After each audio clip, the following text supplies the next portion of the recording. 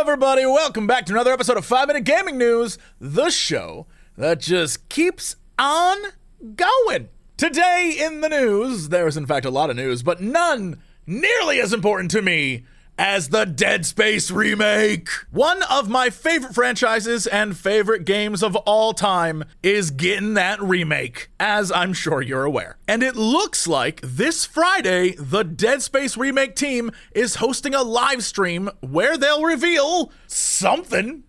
Hopefully it'll be awesome. I don't know what. I mean, I am a huge fan of this game. I am hyped for the remake. I have no clue what we're about to see. Frankly, don't care. Still excited. This is a game, if you've never played Dead Space 1, Dead Space 1 is phenomenal. However, some of the controls, especially on PC, have aged poorly. And so to get a newer version, a remake, if you will, one that has the potential to do like a Final Fantasy VII remake kind of twist thing to it, I'm here for it. And this Friday, we will find out more at 1 p.m. Eastern Time, 10 a.m. Pacific. Also in the world of streaming previews, Sony's State of Play is tomorrow, set to air at 5 p.m. Eastern, 2 p.m. PST, and last roughly 20 minutes. We are sure to get a quick flurry of trailers and previews, but the question of course is, what games will those be for? Now sure, I could say we'll just wait until tomorrow and find out, but where's the fun in that? The whole point is I'm excited to see something new and something fun, and my fingers are crossed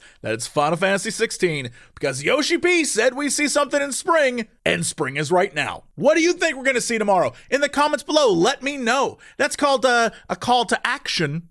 And so you leave comments and it helps the algorithm. Wink. What do you think it's gonna be? It's Street Fighter 6? Are we finally gonna see a real reveal trailer? What do you think? Are we gonna get a remake for Resident Evil 4? I don't know. Let me know down below. Wink. In other news, Take-Two Interactive and 2K are being sued for microtransactions in NBA 2K22. The lawsuit alleges unfair, deceptive, and unlawful practices, including illegal gambling practices. The plaintiff seeks class action status for the case and at least $5 million in damages. If you don't know how the microtransactions in these games or in most sports-based games work, it's kind of similar to every other loot box microtransaction thing that's out there. You basically buy card packs with in-game currency or real money, mostly real money, and inside you get random players or other items. Again, other items in a basketball game, whatever. You get other items that you then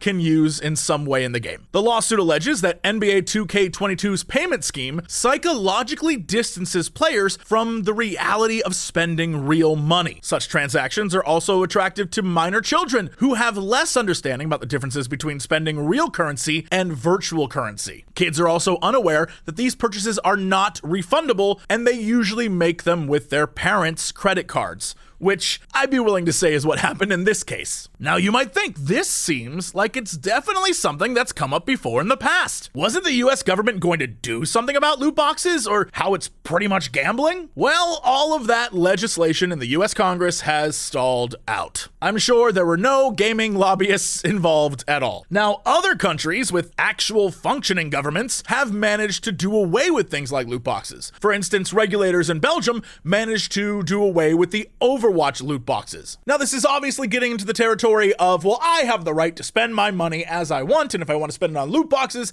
I should be able to. And then the pushback of like, well, there's some people who, you know, are addicted to loot boxes just like gambling, and they're going to keep spending money to try and get that thing they want, even though it's designed to basically make them spend as much as possible. And it's a scheme, and look, there's a lot to talk about here. But the real question is, what do you think 2K is going to do about it? Well, the answer should be pretty simple, because 2K and Take-Two reported net bookings, total products or services sold digitally or physical products distributed to retailers, of $3.1 billion in its most recent fiscal year, with NBA 2K cited as a major contributor to that. So they are definitely going to fight it tooth and nail. And honestly, at least here in the States, I don't expect much to happen.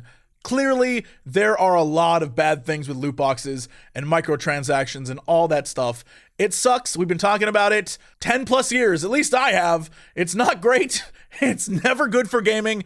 And yet here we still are. So I guess I'll keep you updated on this story, but I don't expect much to come of it. And finally, in video games are taking over all other media news, Amazon is looking to make a God of War live action TV series. In negotiations right now with Sony, we will see if it comes to light, but that along with Fallout and Mass Effect could make for some very interesting times over at Amazon Prime when it comes to games related media. Obviously, we are just learning about this right now. It is brand new. We have no idea about the details, and we probably won't for a while, but it is kind of hype. I'm not gonna lie. I would like to see what they do with it.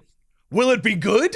Will any of these video game TV adaptations be good? Maybe. My expectations are very low. I lived through the 90s. I know what crap video game movies and stuff are like. So my expectations are low, but maybe this could be the renaissance of video games media. Anyway, that's it. Thank you so much for all the support and all the comments, wink, and all the subscriptions, wink, and all the sharing, wink, wink, wink, wink, wink. It means the world to me, all of your support, and how many of you show up every single day to watch this. I saw a tweet today where dude was like, I watch it with my breakfast every morning. That's awesome.